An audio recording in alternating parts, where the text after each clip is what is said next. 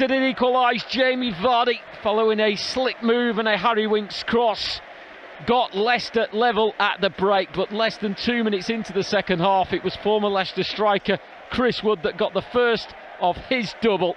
His second came on 60 minutes, and despite Leicester's effort, they couldn't find a route back into the game. They couldn't summon the comeback courage that they had on the south coast last Saturday. Meaning the full-time score as we head back to the studio inside King Power Stadium. It's Leicester City 1, Southampton 3, Nottingham Forest 3. Thank you very much, John. Yes, disappointing result for the Foxes here at King Power Stadium. This evening we gave it the big build-up, didn't we? Until half-time, it was a fantastic, absorbing game. But in the second half, Forest ran out, well, in the end, comfortable winners. I'm Dan Bates, Matt Elliott and Ewan Roberts are with me here in the studio. Jerry Taggart will remain with us. He's been on co-commentary duty. We'll speak to him in just a moment as we look to assess the 90 minutes in full, in particular the second half there. Wild celebrations from the Forest players and supporters here at full time. Ewan, I'll start with you. Quite disappointing and bleak ending to the game, really. Yes, it is. As I said, as we spoke at half time, I thought first half was a decent half. One thing is for sure, they're a good side. You know, Nuno's really got them going, considering they finished 17th in the Premier League last season. I think that win puts them up to 5th. They're very well organised. They work hard. They mix the play up. Second half started so slowly from a Leicester City point of view. When you concede a goal within 2 minutes, you're on the back foot. That really gave them a second wind, a bit more impetus. And looking back at that second half, Dan, you know, they hit the woodwork twice. Yates missed an absolute golden opportunity to get his second. There are 20 shots on Mads Hermansen's goal. I don't think Leicester had a shot on target in that second half. And 3-1, all three goals were avoidable if people do their jobs properly. Just sloppy play in that second half, and it cost the team dearly. Yeah, I think that's a disappointing thing, is the manner of the goals, really. And I think the majority of times that Leicester have conceded, you know, quite largely avoidable in a lot of the cases.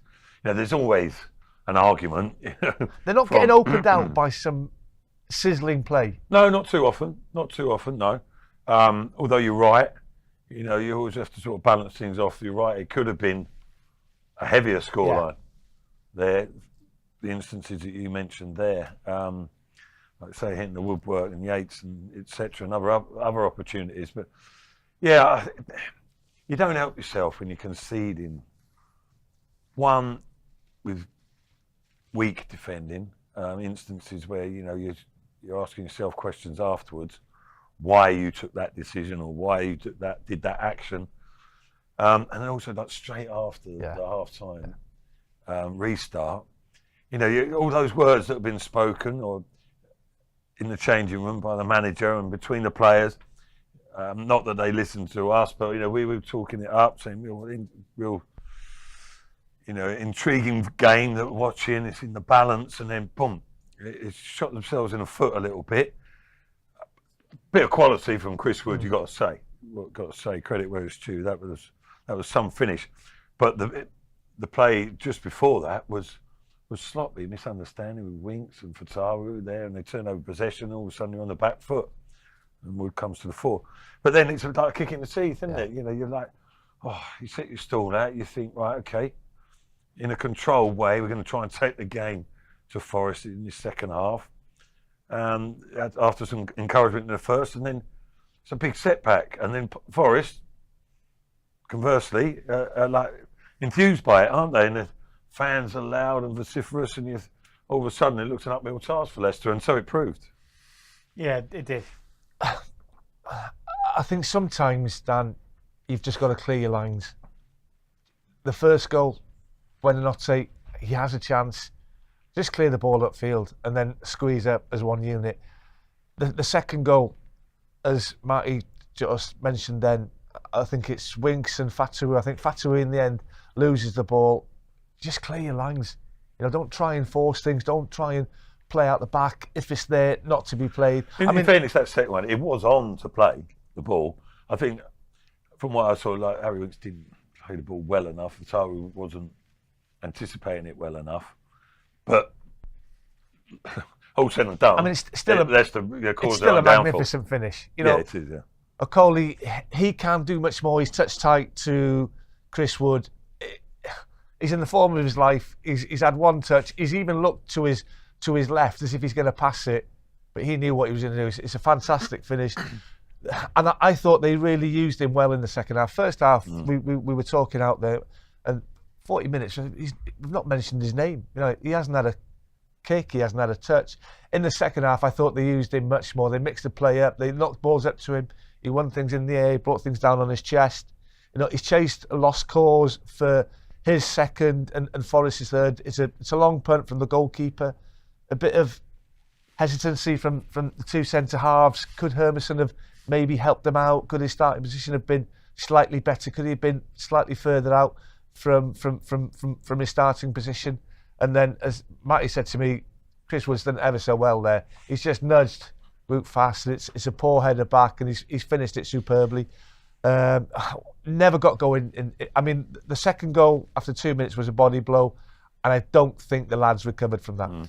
Jerry, obviously you were on co-commentary duty for us. How did you see that second half in particular?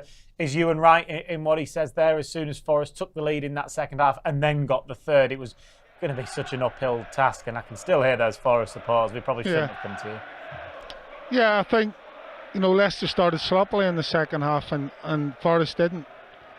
They were right at it from the referee's whistle at the beginning of the second half. You know, it was pressure. Yes, there's a bit of skill and a couple of decent passes mixed in there for the goals. For the second goal. Forest's second goal, Chris Wood's first. That's all down to pressure.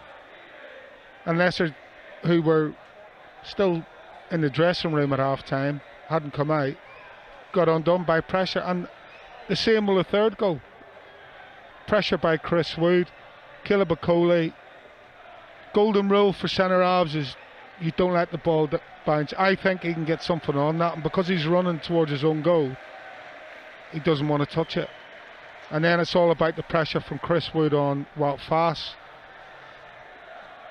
But, you know, credit where credit's due to Forest. I mean, I thought they were excellent. You know, their defensive setup, they were set up to play on the counter-attack.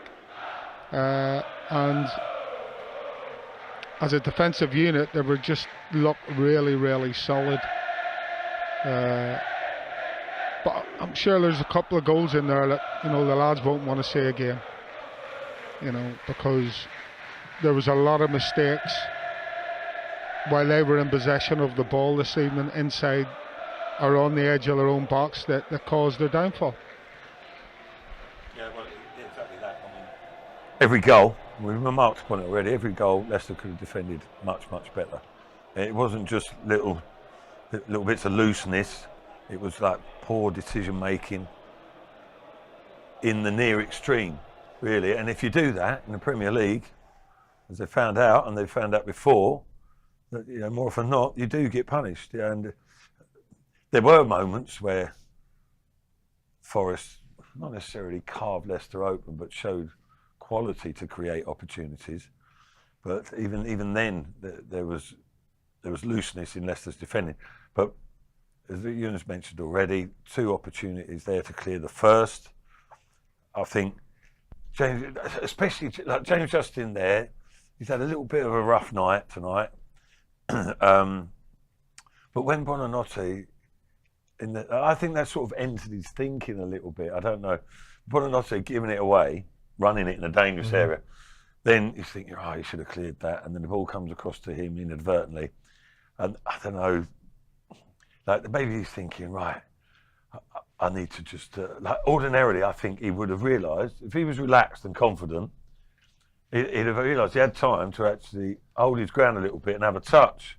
And maybe look to pass it, or even at worst, just clear it afterwards. But then I think he was panicking a bit, and he thought, I would have a touch, but no, I'm going to try and just clear this. And then he stopped. He got caught between two stools, didn't he? Did nothing. What I can't quite understand is he's a right-footed player.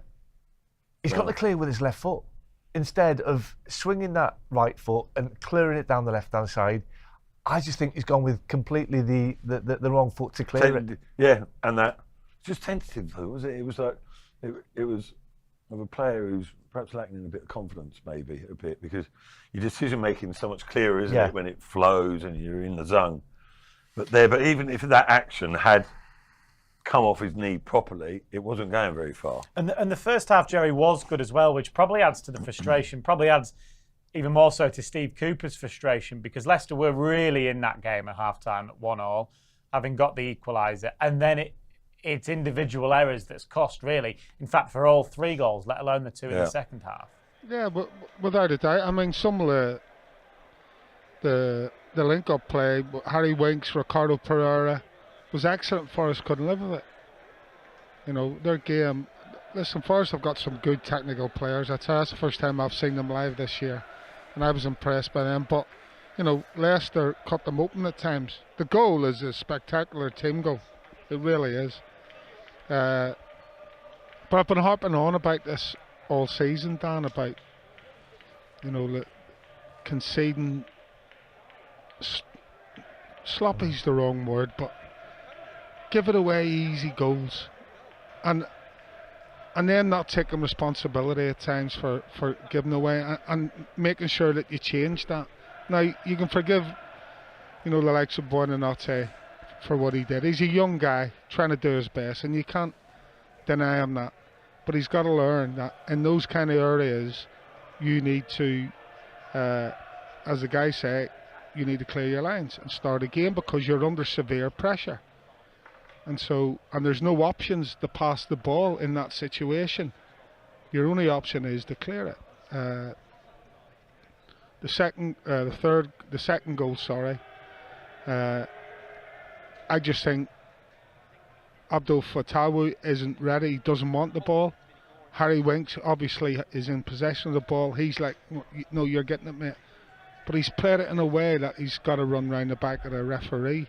Fatawu could he have waited another second, Harry Winks, because he's the experienced one. But then you're nitpicking, or I'm nitpicking, to say who's at fault for that pass, because that was a pass that Leicester had a real opportunity of getting down the line and you know, playing their own counter attack, and it's turned into them conceding a goal.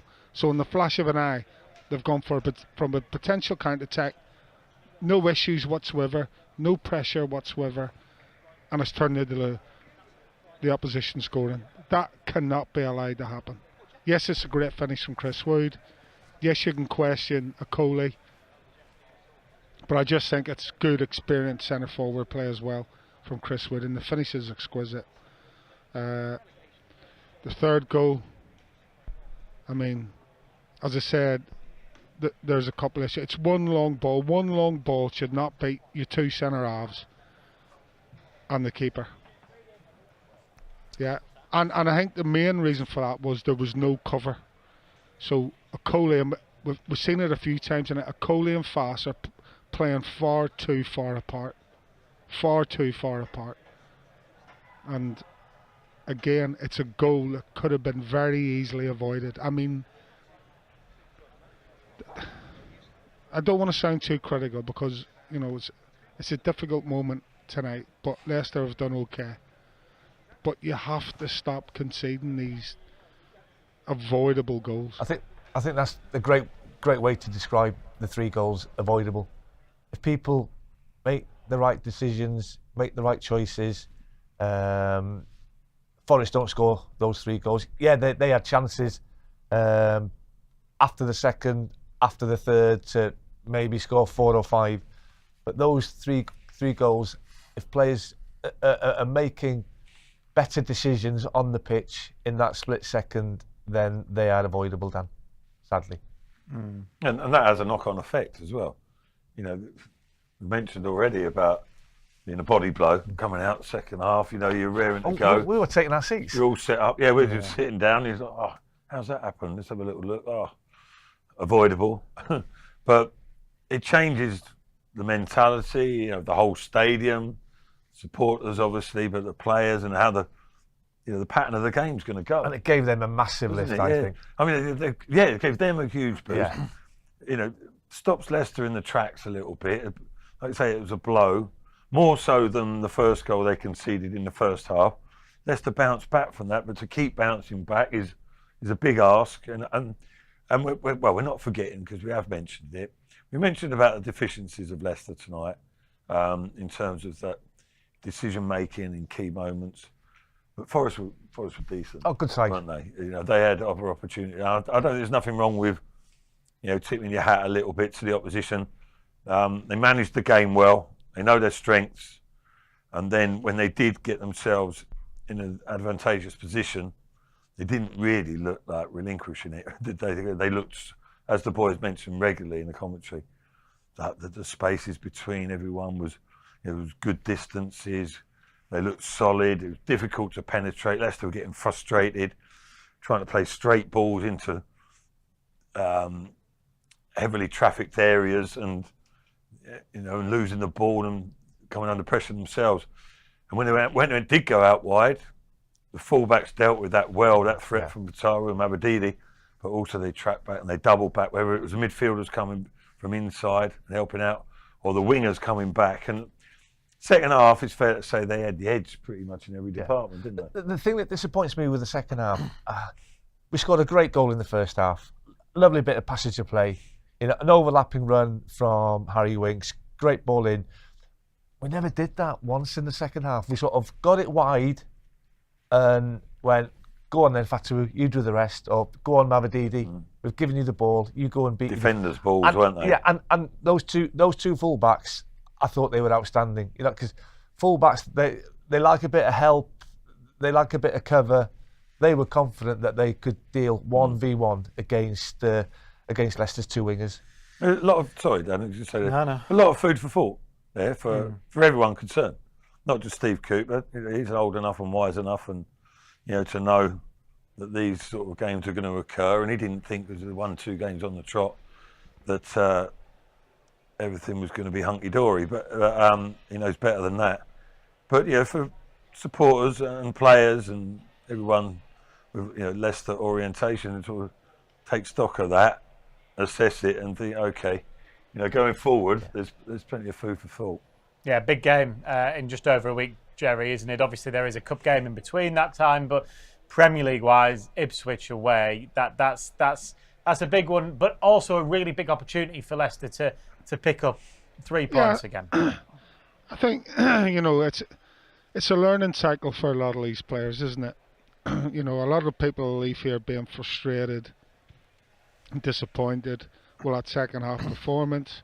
It's normally the flip side. Normally Leicester starts slow in the first half and come strong in the second half. So we've seen the flip side of that this evening. And I think Matty's just mentioned Leicester are where they are for a reason, and so you have to accept that at times when they come up against teams like Forest, who are well organised, they've got pace, they've got ability, they've got quality in the right areas, then if they don't match those three things first, and they don't break the game down in its simple terms, then they're going to be found wanting at times.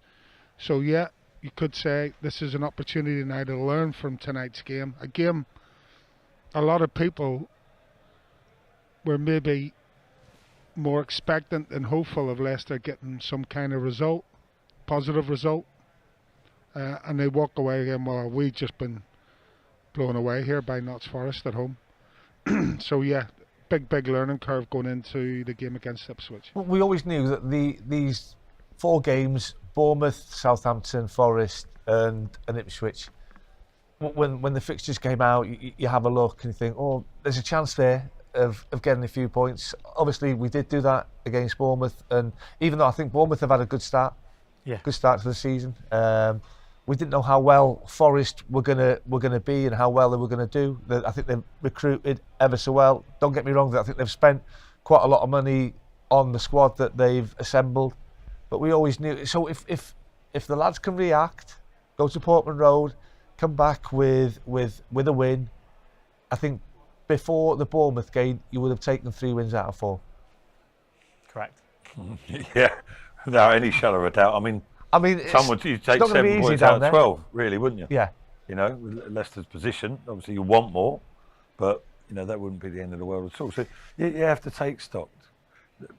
Listen, there's going to be disappointment tonight, but again, Steve Cooper's more than intelligent enough, and experienced enough to, to realise it's over a course of time. You don't make rash judgments, but yes, you can make little adjustments or whatever. But looking at it over what's that? 9 games now, 9 points. Points a game, you stay up. You're happy with that? Yeah. And that road side, I tried to make justification for that before. Yeah. And it didn't quite work because Arsenal was the next game, but which would have made it 6 points out of 6, I think, if they'd won it. But that didn't happen. Anyway, 6 out of 7, whatever I was rambling on about. But but 9 points, yeah. Listen, give or take, Leicester are not going to go in this division. Hopefully I eat my words, but they're not going to go 4 games winning on the trot. Certainly it's going to happen once at best. Possibly, people are hoping for it in this run of games, but it's not that sort of season. The competition is too high. It's too strong for that to happen. But just keep giving your all and applying yourself. Little changes along the way and adjustments, but it's still a work in progress, isn't it, for them as well? And there are positives out of it as well. How they played at times. I know Steve Cooper likes to do that. Cut out those errors, and there's opportunities for them. Yes, absolutely, and those opportunities will come over the coming week or so now as Leicester City look elsewhere in other competitions. The Carabao Cup, chance to make the quarter-finals of that competition. Just a small matter of Manchester United and Old Trafford first in that one. Then we'll be back to the Premier League a week tomorrow. Ipswich against Leicester, a trip to Portman Road. So nearly 3 points there in the league, wasn't it, last season? But for that double deflection, and I think about the 95th minute, hopefully history doesn't repeat itself there, and Leicester can get the 3 points. Will be live from 2 p.m. A week tomorrow for that. Big thank you to Jerry Taggart on co-commentary duty alongside John. Thanks to Matt and Ewan for their company. Great to have you along again. Ewan, we'll hopefully see you again soon, and hopefully things will be a little better next time you're here. Have a good night, everybody, and have a nice weekend.